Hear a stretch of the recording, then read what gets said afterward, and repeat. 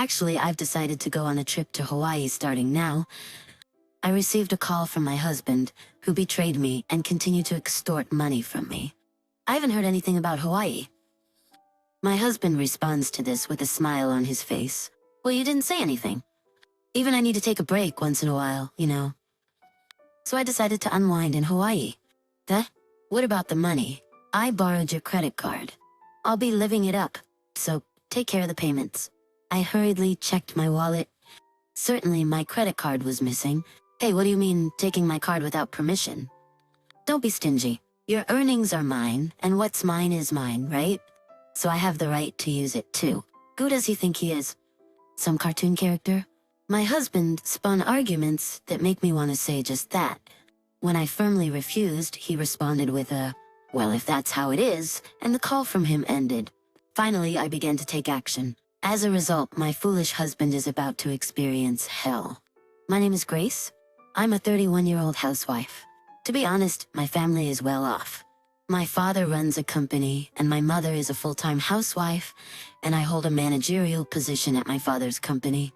To avoid the appearance of nepotism, I took all required exams and presented myself as an unrelated individual with the same surname as the president. Of course, I earned it through both caution and competence. In my early years, my father showered me with affection and generously funded my education. However, upon graduating from college, he pushed me to stand on my own. Initially, he even told me to apply to a different company. Still, as I admired my father's work, I pleaded with him to let me join his company. He reluctantly agreed, promising not to engage in favoritism. Given such circumstances, I moved out of my family home a long time ago and have been living on my own.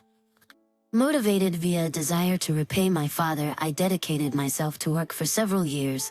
I found myself in my late 20s without a boyfriend. Whenever I returned home would express concern, saying, "Hey, Grace, it's great that you're working hard, but you should start thinking about your own happiness soon." I'm happy right now with my job. It's not about that. Haven't you thought about marriage? Should I help find someone for you? Mom, why are you so obsessed with marriage? Your dad is quite old-fashioned. If he insists on someone taking over the company, I think it would be better if it were your future husband, not you. We would feel more at ease if you married a wonderful person. While I was slightly shocked by my mother's words, I found myself agreeing. Certainly my father had never explicitly said, "Take over the company." It was likely because he naturally assumed it would be a man who would inherit. My father had some old-fashioned beliefs, for sure. Afterward, I decided to find a marriage partner on my own. Despite my mother recommending several arranged meetings, I wanted to choose my life partner myself. I rushed into participating in speed dating events. Even after dating various people, none seemed to click with me. It was during those times that I encountered the man who would later become my husband, Greg Turner. Greg works as a salaried employee in a top-tier company in the same industry as my father. With a gentle smile, he was quite popular at matchmaking events. Greg invited me on a date, and for a year our relationship had no issues. He always paid for our dates and escorted me gracefully. When he proposed, I hesitantly shared the situation at home. Greg, my father is actually the president of a company called T-Corp. T-Corp? Isn't that a famous company in our industry? Yeah, and since I'm the only daughter, I was hoping you'd consider it. Greg took a moment to think before responding. Got it? Let's hear what my mom thinks first. Greg's father died when he was in middle school and he was raised by his mother by himself. We headed to his family's house together and met his mother. Welcome. I've been looking forward to meeting you. His mother, a stylish and lively woman, greeted us. As expected, she was a career woman overseeing a fashion company. When we told her about our marriage plans and that we wanted him to inherit the company, she smiled and said, "That's fine. Our family isn't the kind that needs someone to inherit. If you two are happy, that's what matters the most." Thank you so much, Mom. And so the marriage introduction with his mother was concluded. By that time, I had grown to really like my mother-in-law. Your mom is such a wonderful person. She exudes this modern, career-oriented woman vibe, and I find it admirable. Is that so? When she gets mad, she's terrifying. I can't stand up to her. I couldn't help but laugh at Greg, who shrugged his shoulders. Afterward, it was time to visit my parents' house. When Greg informed them of our intentions, my father and mother were more delighted than I had imagined. Grace, you've brought an amazing person. We bless your happiness. That's great, Grace. Greg, take care of our daughter, okay? Greg stood tall and responded warmly to my parents in a refreshing manner. Later, we got married and started living together. My parents gave us a new apartment as a wedding gift. The house was registered under my name. Living in a beautiful city apartment, we thought we'd both work hard and collaborate on household chores. I believed in such an ideal newlywed life. However, that ideal was quickly shattered. Greg unexpectedly quit his job just 1 month after we got married. What do you mean? Quitting your job? Come on, Grace. You're getting a decent salary and eventually you'll inherit T Corp, right? I was thinking of being a house husband until then. What are you talking about? I don't have any support from my parents. I can't rely on that. With your salary, we'll be fine. Let me take it easy. Despite repeatedly pleading with him to find a job, Greg didn't take it seriously. Instead, he started to resist, saying, I came as their son-in-law, and this is how you treat me. Having felt the need to compromise with such a husband, I asked him to at least take care of the household chores properly. Leave it to me. Since I'm a house husband, I'll handle the housework. Even though Greg said that, his household chores were incredibly sloppy. The rooms were messy, laundry was scattered around, and dinner consisted of supermarket ready-made dishes. In the end, I had to redo everything. One day, unable to endure it any longer, I said, Greg, you're not doing any of the housework properly. I want you to be a bit more responsible.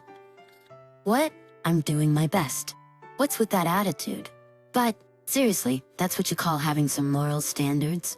Is it fun for you to blame a vulnerable house husband like me? Faced with Greg's complaints, I could only sigh. I worked while giving Greg the living expenses, and he handled the household tasks carelessly. This lifestyle continued for a whole year. Around the 1-year mark of our marriage, Greg started asking me for money. Hey Grace, I'm running short on living expenses. Already? I just gave you some not long ago. Well, it's not enough. Can't help it, right? Each time I reluctantly handed him a few more dollars. Greg even asked me to get a credit card for him, but I refused.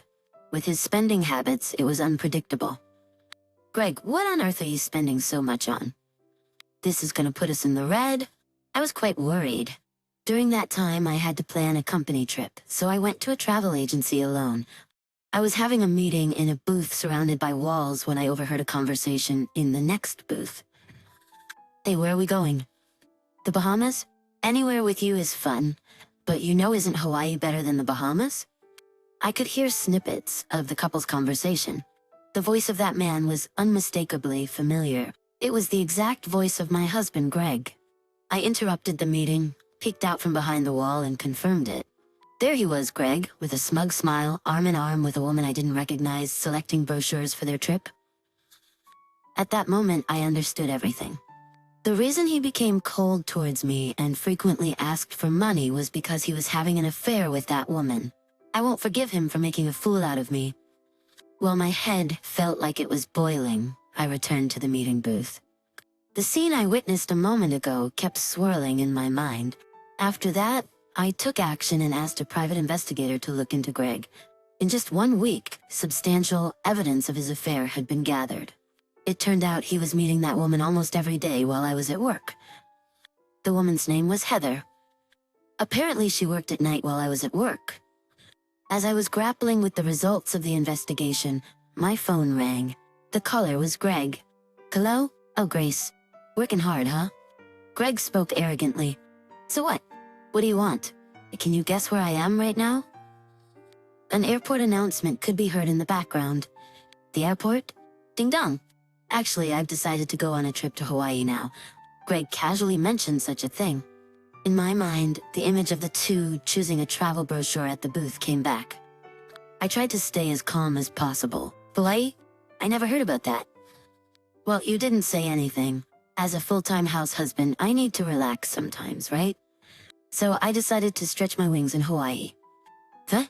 What about the money? I borrowed your credit card. We'll share the expenses, but you'll take care of the payment. Okay? I hurriedly checked my wallet. Indeed, my credit card was missing. Hey, what's the idea with taking my credit card without permission? Don't be stingy. Your earnings are mine, and what's mine is mine, right? So, I have the right to use it. Who does he think he is? Some cartoon character? My husband spun arguments that make me want to say just that. When I firmly refused, he responded with a well, if that's how it is, and the call from him ended. The phone call gave the impression that he was going alone, but there was no doubt he was with his affair partner, Heather. Attempting to use my card for their affair? What audacity. I wonder if they're having a good laugh right now.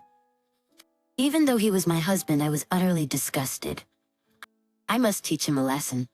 I regained my composure and took action. Timing their arrival in Hawaii, I called the company, reported my credit card as stolen, and had it canceled.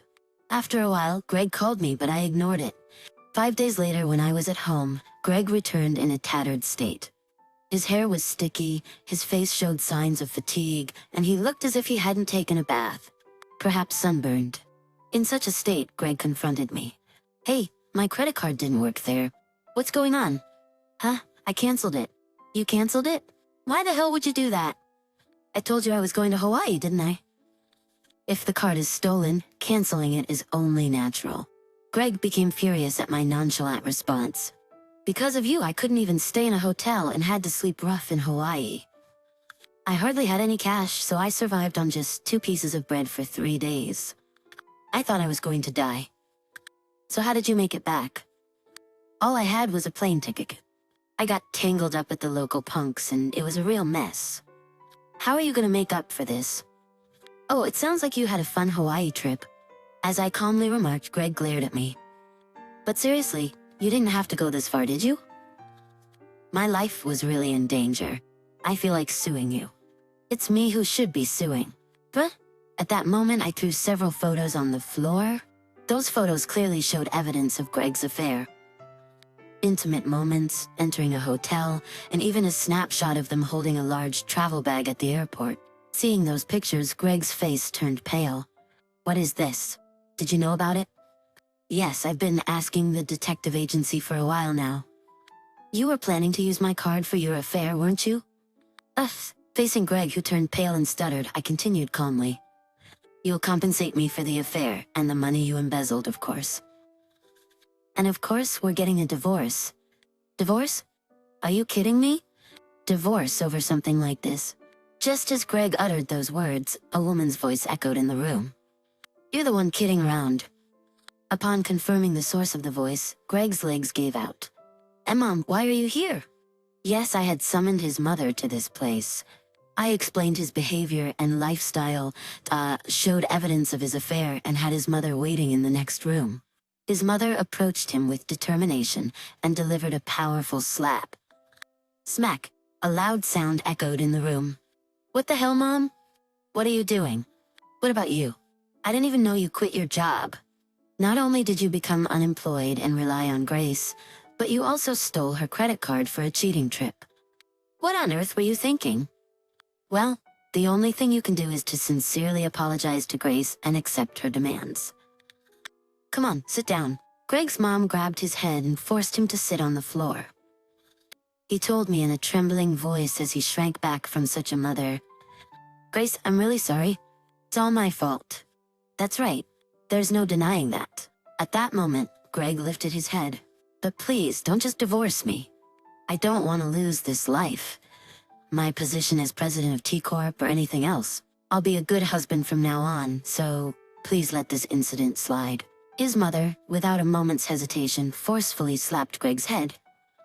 Seeing him like that, I shouted loudly, Who's gonna forgive you, you jerk? I'm definitely divorcing you. Pay the alimony quickly and disappear, you worthless man. The rest is up to hell to decide. No way. Greg cried out in tears and was dragged away by his mother by the scruff of his neck. Later on, the divorce between Greg and me somehow went through. He was ordered by his mother to pay alimony in the amount he misappropriated, totaling $60,000. I also demanded alimony from his cheating partner. She initially claimed she couldn't pay, but when I threatened to take legal action, she borrowed money and paid up. This apparently triggered a breakup between Greg and her. Having depleted his savings due to payments to me, Greg tried to return to his parents' house, but his mother refused. She had completely severed ties with Greg. Now homeless, he reportedly moved into a rundown apartment and is currently job hunting. Even upon hearing this, I feel no sympathy whatsoever. I can only think, serves you right? On the other hand, I am working hard while living alone. Recently, my father told me, "You are more capable than I thought. I hope you take over the company in the future." Those words were more than joyful for me. Currently, I have revealed my identity within the company, and I'm undergoing training under my father as a successor. I would like to continue to make my life brighter by never ceasing my efforts.